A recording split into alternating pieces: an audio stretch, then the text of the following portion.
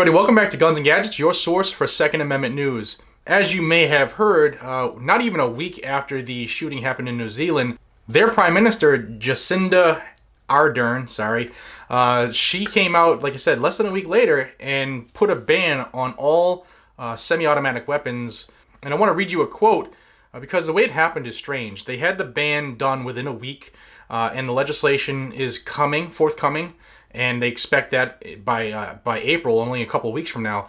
And what was interesting is that she had this ban put in place to stop people from going to gun shops and building up what she's saying an arsenal in the meantime in advance of the ban. Now this is her quote. She said, "We will ban all high-capacity magazines. We will ban all parts with the ability to convert semi-automatic or any other type of firearm into a military-style semi-automatic weapon." What is a military-style semi-automatic weapon? They carry sidearms in the military.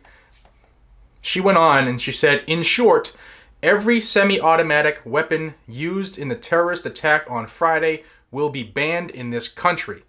That is a big leap from one incident.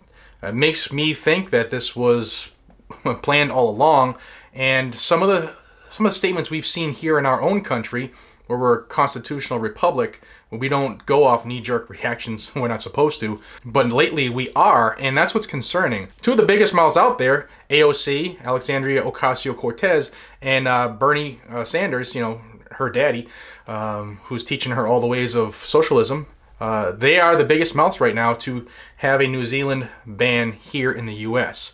And it's disturbing because the groundswell is starting to gain some steam here, and they've even put some pressure on the Chief Justice of the United States Supreme Court to have this type of ban implemented here. Now, one of the other things that New Zealand is going to do is they're going to give a small period of where people can turn their firearms in for a buyback. But the problem with the buyback is the country didn't buy them in the first place, so they have no right to buy them back. They didn't issue them, and those firearms will be destroyed, just like in Australia. However, Australia now has more firearms than they ever did prior to the ban, and their murder rates and crime rates are dropping.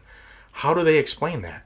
Now, while the New Zealand legislation is still pending, right now the details that are coming out is if you still have a firearm after their turn-in period, you're looking at fines of up to $4,000 and 3 years in prison. So why is that of concern here? Well, obviously, the left, the House leadership right now, they want to do everything they can to take the firearms to disarm America because, disarmed populace is a controllable populace. And this is what these two bobos said.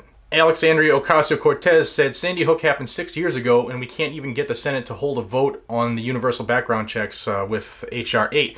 Now, H.R. 8, if you haven't seen that video, I'll put it right up above here. It is an unconstitutional bill that they've put in that looks just to create a registry. That's all. Basically looks to create a registry." She also continued saying that Christchurch happened, and within days, New Zealand acted to get weapons of war out of the consumer market. This is what leadership looks like. And then she goes on and posts the video of their Prime Minister making her statement. Now, the problem with AOC is she thinks that she runs the place and we're in the cheap seats, when in actuality, we run the show. You're along for the ride. So we don't make snap decisions like that in this country. And that's one good thing about our three branches of government. They're supposed to be checks and balances. The emotion of the day doesn't win out. Now, AOC's tweet actually came 5 minutes after Papa Bernie's, and Bernie's said this: "This is what real action to stop gun violence looks like. We must follow New Zealand's lead, take on the NRA, and ban the sale and distribution of assault weapons in the United States." These two are, I don't want to say they're clueless because they know exactly what they're doing. They're playing on the emotions and the heartstrings of the younger people, the younger generation, and those who are already drinking the Kool-Aid. Because with a groundswell of new people in their party who believe in this socialism, Marxism, anti-gun stuff, they could stand a chance. And Bernie's running for president again. And if you don't think AOC is going to try to move up the ladder, you're crazy. It's just very dangerous what they're doing. And I just wanted to bring it out because I really haven't seen it in many places. You've seen it like bits and pieces of it, but to put the whole picture together, this could be very dangerous. This is not a good direction, especially when we're taking something that happens in a different country and trying to force that here. What happens in New Zealand has no bearing on America at all. And it's just disturbing that so many people are so uneducated about this. So please pass along the news. Until we see each other again, thank you for your time. I appreciate you more than you know. Be safe, stay vigilant, and carry your weapon. Take care, everybody.